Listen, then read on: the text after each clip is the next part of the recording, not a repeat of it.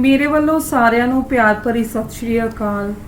ਅੱਜ ਅਸੀਂ 9ਵੀਂ जमात का पाठ दूसरा विसाखी का मेला कविता जो है ਕਰਨ ਲੱਗੇ ਹਾਂ। ਇਹ ਕਵਿਤਾ ਦੇ ਕਵੀ ਹਨ ਧਨੀ ਰਾਮ ਚਾਤ੍ਰਿਕ ਜੀ।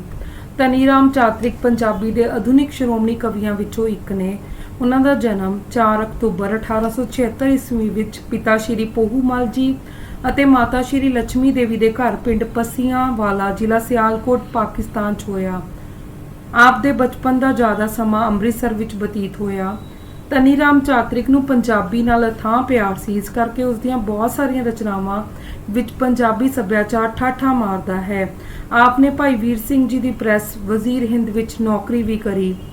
1926 ਵਿੱਚ ਆਪ ਨੇ ਪੰਜਾਬੀ ਸਭਾ ਸਥਾਪਿਤ ਕਰਕੇ ਕਵੀ ਦਰਬਾਰਾਂ ਦਾ ਸਿਲਸਿਲਾ ਸ਼ੁਰੂ ਕਰ ਦਿੱਤਾ।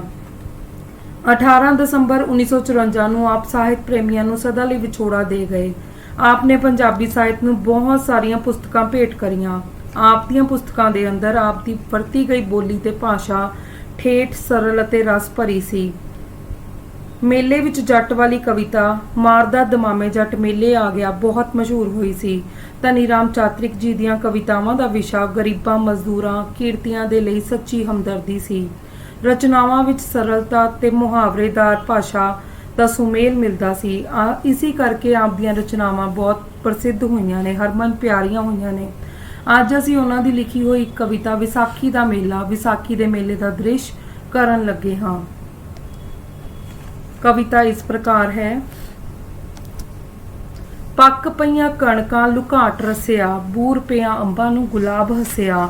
ਬਾਗਾਂ ਉਤੇ ਰੰਗ ਫੇਰਿਆ ਬਹਾਰ ਨੇ, ਬੇਰੀਆਂ ਲਿਫਾਈਆਂ ਟਾਹਣੀਆਂ ਦੇ ਭਾਰ ਨੇ। ਪੁੰਗਰੀਆਂ ਵੱਲਾਂ ਵੇਲਾਂ ਰੁੱਖਾਂ ਚੜੀਆਂ, ਫੁੱਲਾਂ ਹੇਠੋਂ ਫਲਾਂ ਨੇ ਪੁਰੋਈਆਂ ਲੜੀਆਂ। ਸਾਈਂ ਦੀ ਨਿਗਾਹ ਜੱਗ ਤੇ ਸਵੱਲੀ ਹੈ, ਚੱਲ ਨੀ ਪ੍ਰੇਮੀਏ ਵਿਸਾਖੀ ਚੱਲੀਏ। ਇਸ ਕਵਿਤਾ ਦੇ ਅੰਦਰ ਕਵੀ ਨੇ ਵਿਸਾਖੀ ਦੇ ਮੇਲੇ ਦੀਆਂ ਰੌਣਕਾਂ ਦਾ ਜ਼ਿਕਰ ਕੀਤਾ ਹੈ। ਇਹ ਮੇਲਾ ਫਸਲਾਂ ਦੇ ਪੱਕ ਜਾਣ ਅਤੇ ਭਵਿੱਖ ਵਿੱਚ ਆਉਣ ਵਾਲੀਆਂ ਖੁਸ਼ੀਆਂ ਦਾ ਸੁਨੇਹਾ ਲੈ ਕੇ ਆਉਂਦਾ ਹੈ। ਇਸ ਵਿੱਚ ਵੇਲਾਂ, ਬੂਟਿਆਂ ਤੇ ਰੁੱਖਾਂ ਉੱਤੇ ਆਏ ਹੋਏ ਜੋਬਨ ਨੂੰ ਰੂਪਮਾਨ ਕੀਤਾ ਗਿਆ ਹੈ। ਕਵੀ ਇਸ ਕਵਿਤਾ ਦੀ ਪਹਿਲੀ ਤੁਕ ਦੇ ਅੰਦਰ ਕਹਿ ਰਿਹਾ ਹੈ, ਕਣਕਾਂ ਪੱਕ ਕੇ ਤਿਆਰ ਹੋ ਗਈਆਂ ਨੇ ਅਤੇ ਲੁਕਾਟਾਂ ਵਿੱਚ ਰਸ ਪੈ ਗਿਆ ਹੈ। ਅੰਬਾਂ ਦੇ ਬੂਟਿਆਂ ਨੂੰ ਬੂਰ ਲੱਗ ਗਿਆ ਹੈ। ਗੁਲਾਬ ਦੇ ਫੁੱਲ ਖਿੜ ਗਏ ਨੇ। ਗੁਲਾਬ ਹੱਸਿਆ ਮਤਲਬ ਗੁਲਾਬ ਦੇ ਫੁੱਲ ਖਿੜ ਗਏ ਨੇ।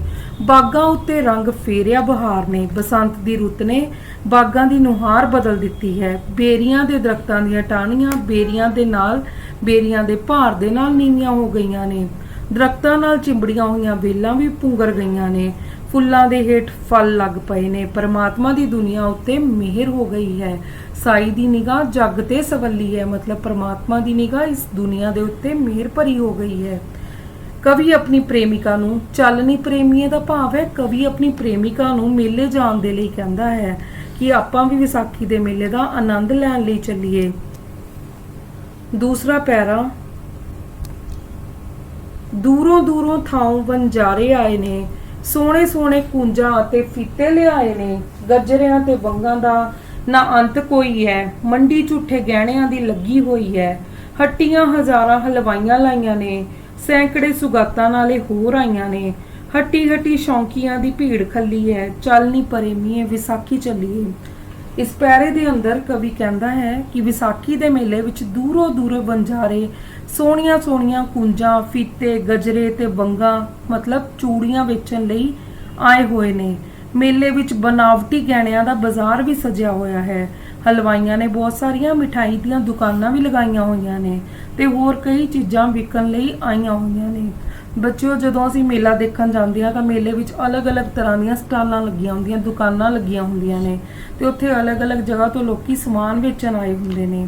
ਮੇਲਾ ਵੇਖਣ ਅਤੇ ਚੀਜ਼ਾਂ ਖਰੀਦਣ ਵਾਲਿਆਂ ਦੀ ਦੁਕਾਨਾਂ ਤੇ ਭੀੜ ਲੱਗੀ ਹੋਈ ਹੈ।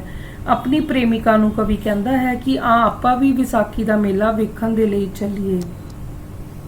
ਤੀਜਾ ਪਿਆਰਾ, ਥਾਈਂ ਥਾਈਂ ਖੇਡਾਂ ਤੇ ਪੰਘੂੜੇ ਆਏ ਨੇ, ਜੋਗੀਆਂ ਮਦਾਰੀਆਂ ਤਮਾਸ਼ੇ ਲਾਏ ਨੇ, ਵੰਜਲੀ ਲਗੋਂਜਾ ਕਾਟੋ ਤੁੰਬੀ ਵੱਜਦੇ, ਛਿੰਝ ਵਿੱਚ ਸੂਰੇ ਪਹਿਲਵਾਨ ਗੱਜਦੇ, ਇਕੱਠਾ ਹੋ ਕੇ ਆਇਆ ਰੋਲਾ ਸਾਰੇ ਜੱਗ ਦਾ, ਭੀੜ ਵਿੱਚ ਮੋਢੇ ਨਾਲ ਮੋਢਾ ਵੱਜਦਾ, ਕੋਹਾਂ ਵਿੱਚ ਮੇਲੇ ਨੇ ਜ਼ਮੀਨ ਮੱਲੀ ਹੈ, ਚੱਲ ਨੀ ਪ੍ਰੇਮੀਏ ਵਿਸਾਖੀ ਚੱਲੀਏ।